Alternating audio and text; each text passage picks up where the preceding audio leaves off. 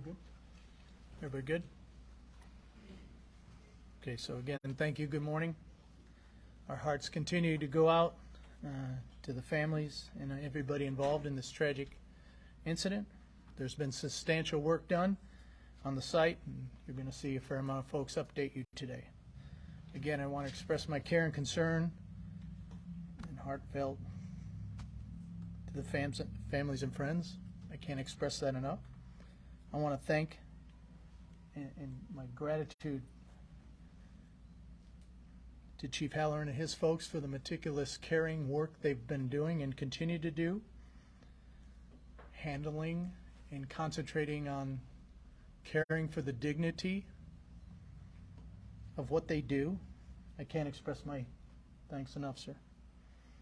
So with that, I'll have Chief Halloran give you some information, Chief.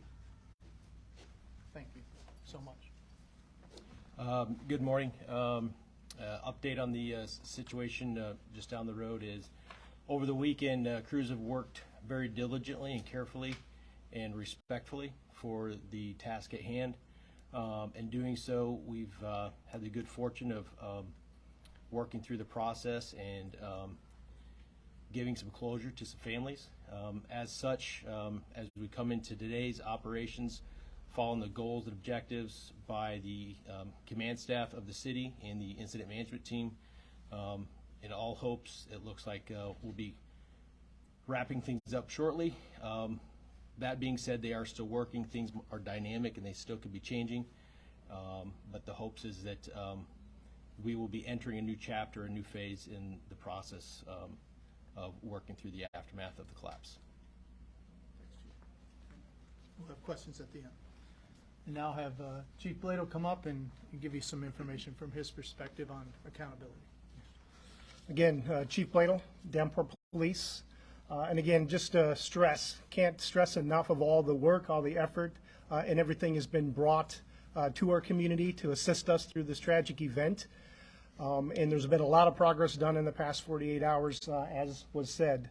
But 3 victims have been recovered from the scene over the past 48 hours. On Saturday, June 3rd, 2023, at 11:59 a.m., a victim was recovered and forensically identified as Brandon Colvin, Sr., 42 years of age, of Davenport. On Sunday, June 4th, 2023, at 12:25 p.m., victim recovered and forensically identified as Ryan Hitchcock, 51 years of age, of Davenport. And on Monday, June 5th, 2023, at 2:30 a.m., a victim was recovered and forensically identified as Daniel Prian, 60 years of age, of Davenport. Prior to this information being presented to you as the media, we have been in contact with both Brandon and Ryan's family throughout the weekend, providing updates. We have made contact with family members of Daniel as well. So there's some delay, and sometimes when information gets out, but out of respect for the families and the families' requests, we honor that and we delay that information. As of now, and as I initially informed you guys with the investigation piece, we were looking for 3 missing individuals. We don't have any other information at this time that there is any additional people missing and or related to this incident. Also, information or questions regarding an investigation or what is going on with the investigation. So the investigation, as with such a event, and as you can imagine, the complexities of an investigation is initiated through our city fire marshal's office. We have resources on the ground to assist from the Division of Criminal Investigations, or DCI. The Davenport Police Department's investigation team is also assisting with the investigation, as well as the medical examiner's office and several other investigation, well, not several yet. So again, as the complexity continues, if additional subject matter experts related to this investigation are needed, they will be brought in and the investigation will continue. This is an active investigation. So details will be released when we can actually provide additional information. Okay, but again, 3 Davenport community members through this tragic event. So far, our community has rallied around these families.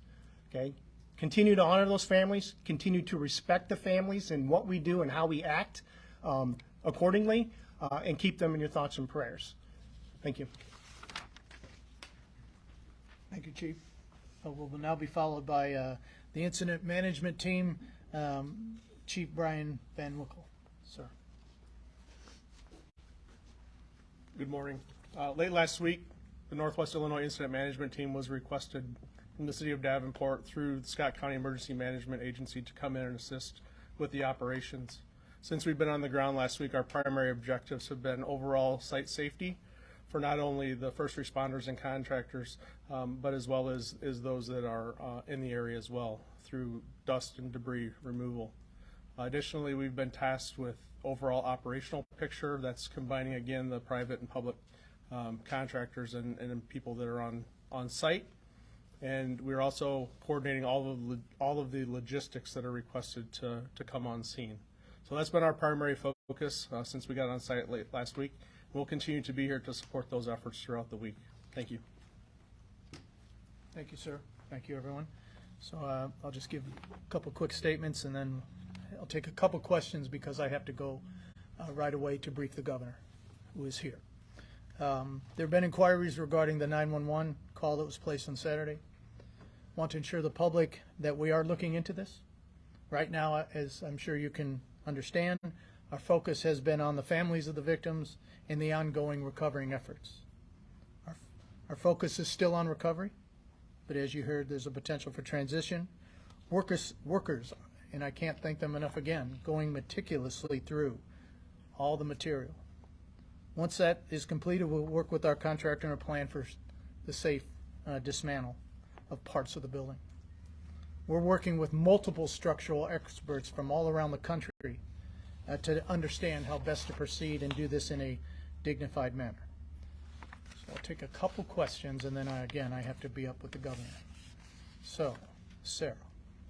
Have there been autopsies done on the remains of the 3 individuals, and can you determine if they died immediately upon the collapse? So, again, Jeff Bridle, Chief of Police. So again, over the weekend, we've been meeting with families and giving them updates. A part of that meeting was the medical examiner meeting directly with the families. So a lot of that information was provided to the families directly, not necessarily for public consumption. But yes, in the state of Iowa, if a death occurs outside a medical facility, there is an autopsy that's done. The victims were released to the medical examiner's office. They go for the autopsy in the state crime lab, and then they're released to the families beyond that point. So there will be autopsies done on all 3. Sir, and that'll come back. How has Mr. Wold been involved in this process, if at all? I have had no contact with him. I don't know if anybody else has. So he's not consulted or helping or doing anything we know of? Not that I'm aware. No, I don't. Not that I'm aware. Jen. Clarity on the. Jenna. Could you elaborate on who is paying for the search, who's paying for the eventual demolition of the building? I don't know that there's a. We are certainly collecting all the data and developing all the information on the bill, which is significant, and we're working through that. All right, thank you. I have to go. Appreciate you guys being here and continue. We'll provide updates as needed, right? Yep. Thank you. Is there another press conference planned? There's No no other press no conference other press scheduled for conference today. We will let you know when the next one is scheduled.